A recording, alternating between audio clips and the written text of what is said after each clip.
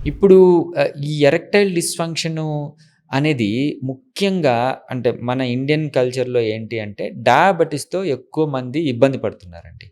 అంటే డయాబెటిస్ ఉన్న 100 మందిలో 60 మంది ఈ ఎరెక్టైల్ డిస్‌ఫంక్షన్‌తో ఇబ్బంది పడుతున్నారు. హ్మ్. అంటే చాలా ఎక్కువుంది.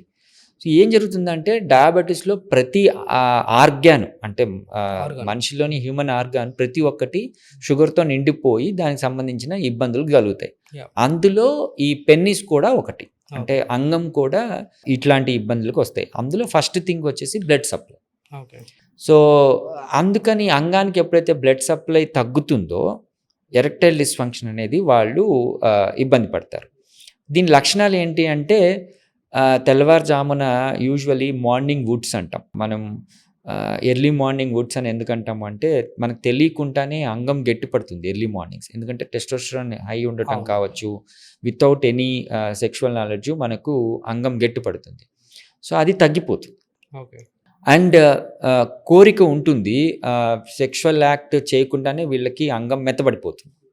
సో, దీన్ని కూడా ఎరెక్టైల్ డిస్‌ఫంక్షన్ అంటాం. ఈవెన్ డిజైర్ తగ్గడానికి కూడా ఎరెక్టైల్ డిస్‌ఫంక్షన్ అంటాం.